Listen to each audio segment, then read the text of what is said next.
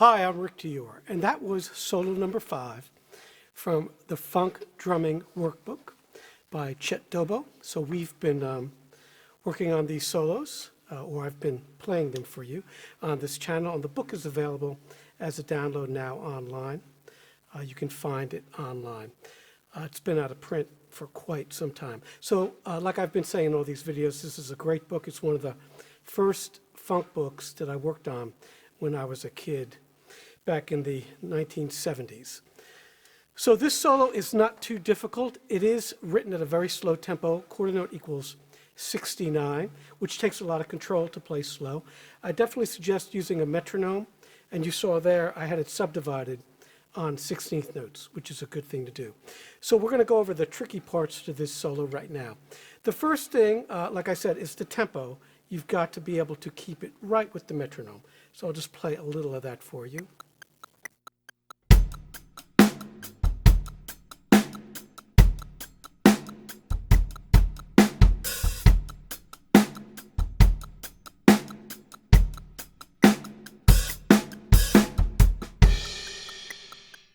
So it's important that you can play with the subdivision. It's definitely possible, if you just put on quarter notes, to rush because it's so slow in between the clicks. So when you have that metronome on, it's more quantized. In other words, you're playing closer to the 16th note. Now, it doesn't have to be exactly on the 16th, but it needs to be relatively close, especially if you play a lot of live shows with sequencers and things and clicks like I do a lot of times.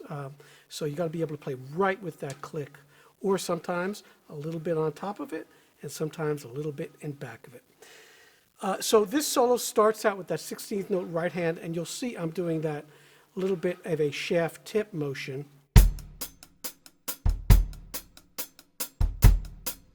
I'm not doing that tight motion like this.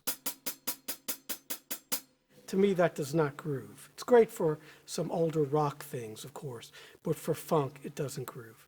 And in a minute, we'll play this solo about 10 clicks faster, and you'll see that being more prominent.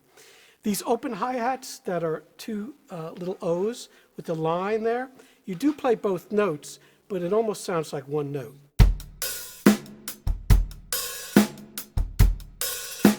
Instead of this.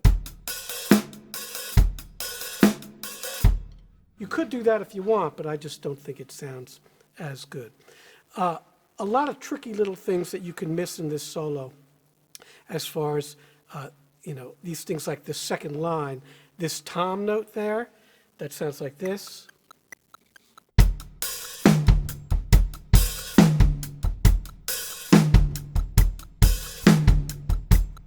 That was a very common thing back in the 70s and 80s. Guys like Steve Gadd, Bernard Purdie especially, would double up that snare to thicken it with a tom. And here he has it written like that. The tom is written on that top line. So these repeats, try to get each measure to sound very consistent. Hit the snare drum in the same spot every time. Get the hi-hat the same and the tom the same. That's important for us engineers. I am a sound engineer as well. I own a recording studio. If the drummers can't play consistently from bar to bar, you got to do a lot of editing, which sucks. So, they do that all the time, but I would suggest if you're a studio drummer, and I play a lot in the studio, to try to be as perfect as you can the first time. So this goes along with those repeats into the third line, and then we're in this fourth line, and this is the tricky line because you have these accents.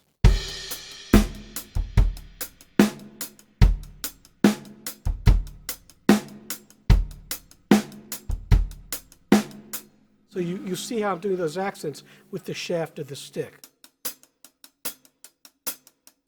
So it'd be tip, tip, shaft, tip, tip, tip, shaft.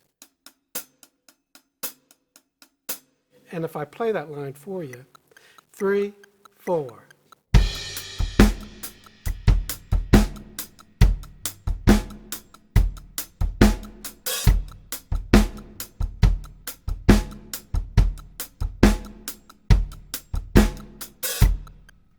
Now you'll notice I am coming over with my left hand to play that open there. It's a lot easier, and I think it sounds a lot better too if you do that.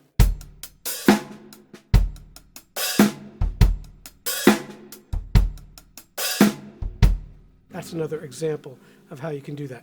You can also do it with your right hand as well if you want, but I am using my left hand on that one note. Let's see. Okay, and the only other part that's tricky is the coda. So at the bottom of the page, last two lines, you have this little drag, and that confuses a lot of my students, and they're not sure how to play that. But all you're doing is dropping that.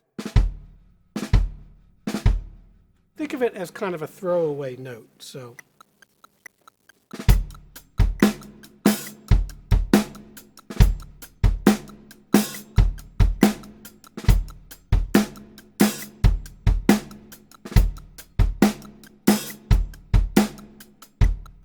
it's more like an afterthought, all right? Don't worry about it too much. Don't overthink it. Just drop your hand.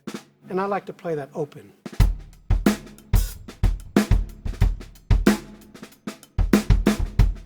Not closed like this, but open. All right, and I think that's about it for the intricacies of this solo. So we'll go ahead now and play 10 clicks faster. I have been doing that with all the solos, playing them a little bit faster. That's going to end soon because solo number 6 and on, the tempos ramp up. So we'll try it now at 79. 1, 2.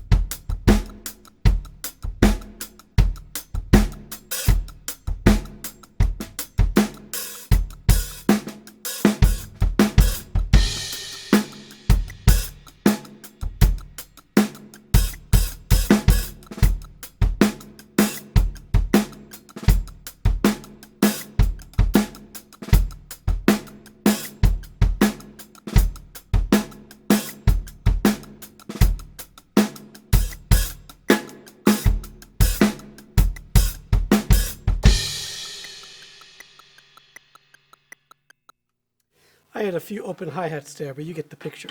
So I hope you enjoyed this solo number 5, and we'll be back next time with solo number 6.